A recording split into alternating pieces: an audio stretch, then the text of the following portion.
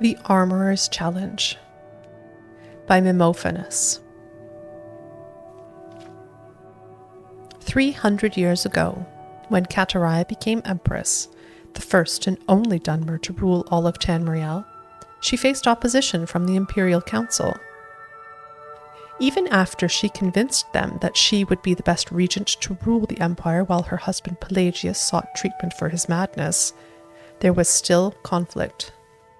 In particular, from the Duke of Vengetto, Thane Minglumire, who took a particular delight in exposing all of the Empress's lack of practical knowledge. In this particular instance, Kataraya and the Council were discussing the unrest in Blackmarsh and the massacre of Imperial troops outside the village of Armanius. The sodden swampland and the sweltering climate, particularly in summertide, would endanger the troops if they wore their usual armor. "I know a very clever armorer," said Kataraya. "His name is Hazadir, an Argonian who knows the environments our army will be facing. I knew him in Vivek, where he was a slave to the master armorer there, before he moved to the Imperial City as a freedman. We should have him design armor and weaponry for the campaign."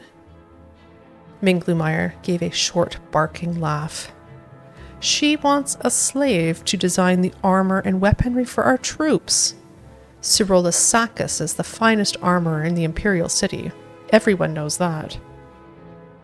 After much debate, it was finally decided to have both armorers contend for the commission. The council also elected two champions of equal power and prowess, Nandor Barade and Raphalis Yule, to battle using the arms and armaments of the real competitors in the struggle.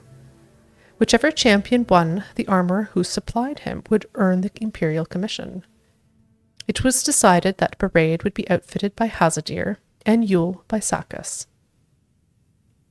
The fight was scheduled to commence in 7 days. Cyrillus Sacus began work immediately. He would have preferred more time, but he recognized the nature of the test. The situation in Armanius was urgent. The Empire had to select their armorer quickly, and once selected, the preferred armorer had to act swiftly and produce the finest armor and weaponry for the Imperial army in Blackmarsh. It wasn't just the best armorer they were looking for. It was the most efficient. Sacus had only begun steaming the half-inch strips of black virgin oak to bend into bands for the flanges of the armor joints when there was a knock at his door. His assistant, Vandius, ushered in the visitor. It was a tall reptilian of common markings, a dull green-fringed hood, bright black eyes, and a dull brown cloak. It was Hazadir, Kataraya's preferred armorer. "I wanted to wish you the best of luck on the... Is that ebony?" It was indeed. Sacus had bought the finest quality ebony weave available in the Imperial City as soon as he heard of the competition and had begun the process of smelting it. Normally, it was a 6-month procedure refining the ore, but he hoped that a massive convection oven stoked by white flames born of magicka would shorten the operation to 3 days.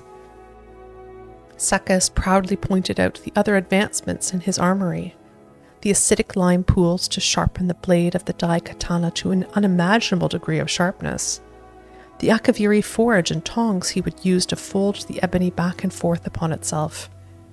Hazadir laughed. "Have you been to my armory? It's 2 tiny, smoke-filled rooms. The front is a shop. The back is filled with broken armor, some hammers, and a forge. That's it. That's your competition for the millions of gold pieces in Imperial Commission." "I'm sure the Empress has some reason to trust you to outfit her troops," said Cyrillus Sacus kindly. He had, after all, seen the shop, and knew that what Hazadir said was true. It was a pathetic workshop in the slums, fit only for the lowliest of adventurers to get their iron daggers and cuirasses repaired. Sacus had decided to make the best quality regardless of the inferiority of his rival. It was his way, and how he became the best armorer in the Imperial City. Out of kindness, and more than a bit of pride, Sacus showed Hazadir how, by contrast, things should be done in a real professional armory. The Argonian acted as an apprentice to Sacus, helping him refine the ebony ore and to pound it and fold it when it cooled. Over the next several days, they worked together to create a beautiful dye katana with an edge honed sharp enough to trim a mosquito's eyebrows, enchanted with flames along its length by one of the imperial battle mages, as well as a suit of armor of bound wood, leather, silver, and ebony to resist the winds of oblivion. On the day of the battle, Sakkas, Hazadir, and Fandius finished polishing the armor and brought in Raphalis Yule for the fitting. Hazadir left only then, realizing that Nandor Beraid would be at his shop shortly to be outfitted. The two warriors met before the Empress and Imperial Council in the arena, which had been flooded slightly to simulate the swampy conditions of Blackmarsh. From the moment Sakkas saw Yule in his suit of heavy ebony and blazing dye katana, and Beraid in his collection of dusty, rusted lizard scales and spear from Hazadir's shop, he knew who would win. And he was right. The first blow from the dye katana lodged in Beraid's soft shield, as there was no metal trim to deflect it. Before Yule could pull his sword back, Beraid let go of the now flaming shield still stuck on the sword and poked at the joints of Yule's ebony armor with his spear. Yule finally retrieved his sword from the ruined shield and slashed at Beraid, but his light armor was scaled and angled, and the attacks rolled off into the water, extinguishing the dye katana's flames. When Beraid struck at Yule's feet, he fell into the churned mud and was unable to move. The Empress, out of mercy, called a victor.